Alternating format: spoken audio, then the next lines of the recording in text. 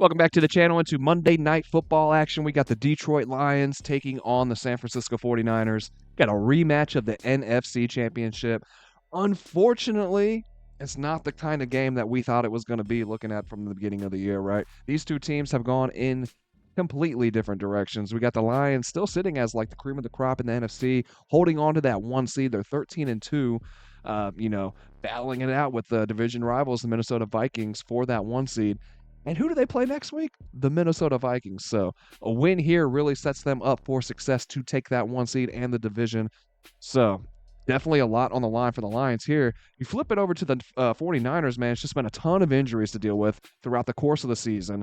A lot on the offensive side of the ball, really limiting Purdy and the weapons that he has available. They've stumbled out to a 6-9 record. They are now officially eliminated from playoff contention and sitting at the bottom of the NFC West. So not the kind of matchup that we envisioned it being when the schedules were released at the beginning of the year. But I still think that there's some plays here, some value that we can find in this. So let's go ahead and dive into it in this NFC Championship rematch, man. Let's go ahead and look into it a little bit. We'll jump over to Outlier to dive into this a little bit further. Now, spread is sitting at 3.5 right now. And we can get that at -104 on FanDuel. Guys, I hate those 3.5 spreads. I hate the 7.5. You get caught on the hook so many times with that.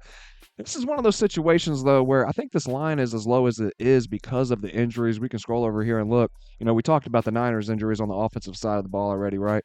Detroit's not really in that great of a situation as far as injuries are concerned either. And this could be the thing that hinders them for their Super Bowl run this year because, man, they looked like the team to beat, right, for a good chunk of the season. Just completely dominating and dismantling teams, man. What those 52-6, 52-14, 47-9, just blowouts after blowout after blowout, just dominating teams.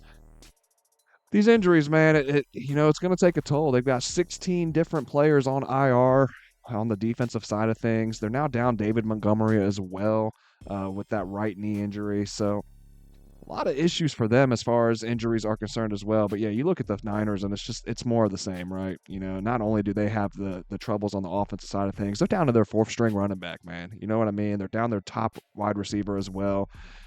Injuries on the defensive side of the ball also. Dre Greenlaw is out for this one also. Just injuries all over the place for the San Francisco team. So definitely not helping their cause whatsoever, right? We can look at this insight from Outlier as well. The Lions are 28-1 push against the spread in their last 29 games as a favorite. That's a 69% hit rate, so definitely like to see that there. And like we mentioned earlier, man, the last time these two played, NFC Championship, Lions held that huge lead in the first half, squandered it away in the second half, man. The Niners end up going to the bowl. Detroit goes home, man, in a heartbreaking loss, right? So definitely a revenge factor in this one. On top of the fact that the Lions have a lot to play for still, like I said, fighting for that one seed. While the Niners are kind of what, man? They got to be looking forward to the offseason, man, at this rate, right? You look at the Lions, they bounced back last week after a 48-42 loss to the Bills. They bounced back on the road against the lowly Bears, of course. The Bears have had their struggles, but they take care of business, 34-17. This is against a Bears team that damn near beat them on Thanksgiving Day, right? 23-20 on Thanksgiving. And they held a big lead in that one and let Chicago get back into it. So, they bounce back. They get that win, like I said last week in Chicago. Man, they've been on a roll. There's no other way to cut it. Even with the injuries, they've been on a roll. And Jared Goff has played phenomenal the last 2 weeks. I think it's 2 straight weeks of 400-plus yards and 4 touchdowns each. So he's rolling. You go on the or look at the opposite side here. Look at Brock Purdy and the Niners, and it's a different story, of course, right? Late turnovers in this Miami game kind of did them in. Purdy has had he just doesn't have much to work with, right? And the offensive line has had their issues as well. So kind of a struggle bus over here for the San Francisco 49ers. 2 straight weeks, man, where the offense has just not shown up. 6 points against the Rams, 17 points against the Dolphins in Miami last week. So, and besides this 38-point explosion against the Bears, it was 10, 17 the 3 weeks before then against the Bills, Packers, and Seahawks. So, when they're facing up against these defenses that have any kind of talent on the other side of the ball, they are struggling to move the ball themselves. And even with the injuries on this Detroit Lions side of things, man, I don't see where the 49ers get the offensive firepower from to hang with the Detroit Lions and the offensive power that they still, you're down David Montgomery, but And that definitely hurts. Don't get me wrong, man, but there's still a ton of talent on that side of the ball. And like I said, Jared Goff is playing pretty well, kind of trying to put himself in the late season conversation for MVP. You know what I mean? So, and a couple more things looking at that spread, guys. Looking at the strength of victories, right? Strength of schedule and strength of victory. Now, looking at that strength of schedule, we can see that the Niners have had the second hardest schedule this year. The Lions are sitting at 13th. Flip that and look at the strength of victories there. The Lions jump all the way up to third, while the Niners are sitting at 18th. Lions have played good teams and they've beat good teams, man. They have been, like I said, the cream of the crop of the NFC this season. And if we look at them on the road, 7-0 so far this season. Right? Undefeated on the road, while the Niners are sitting at 4-4 at home. Let's look at them versus common opponents as well. The Lions are sitting at 9-2. You know, looking at the Niners, 4-7. Definitely like the Lions here. I'm leaning the Lions with that 3.5. This is one of those tricky ones, man. Go ahead, make sure you checked into the pinned comment later. You know, we're always going to link our plays to the Guy Boston website, and there will be that link in the pinned comment. So make sure you check back in to see how we roll with this one here.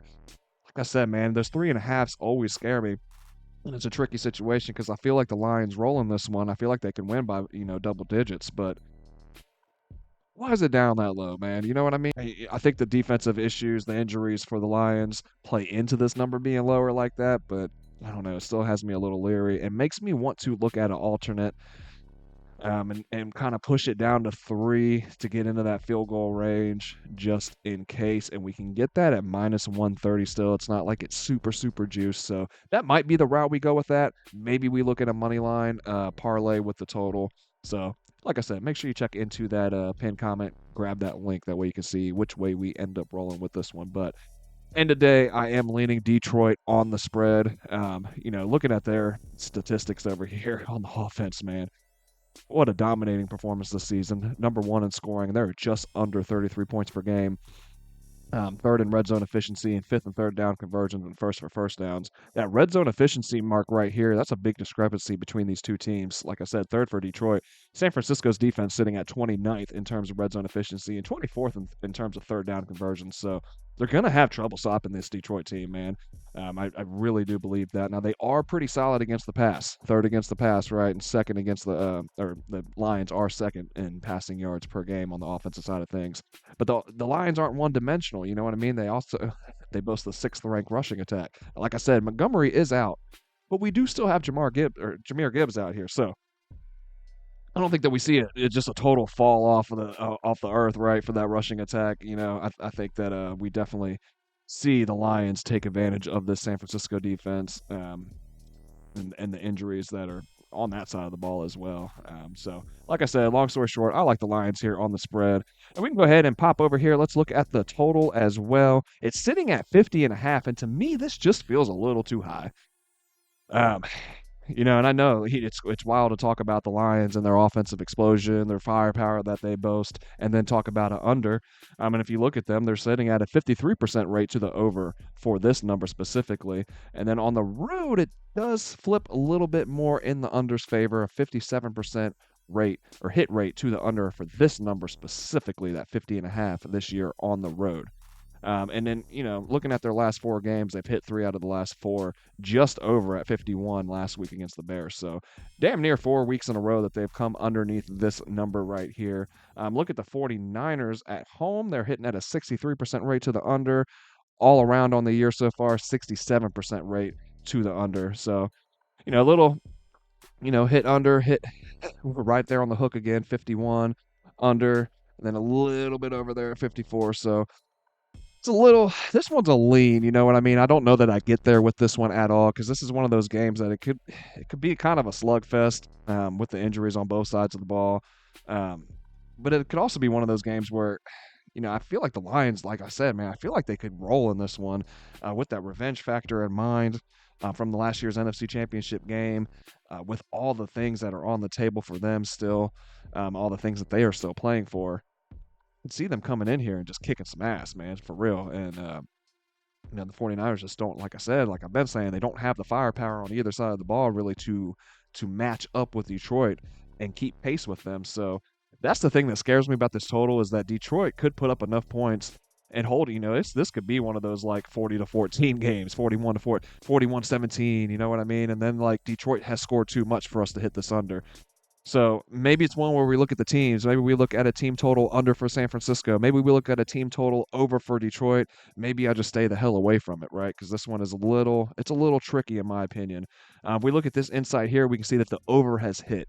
The over has hit in 8 of Detroit's last 12 games. So I'm not sure which way I want to roll, but I would be leaning under to start with. And guys, you'll hear me say it a lot, right? Look at 76% of the bets are on the over, 94% of the money's on the over. The public's all over this over, all over it.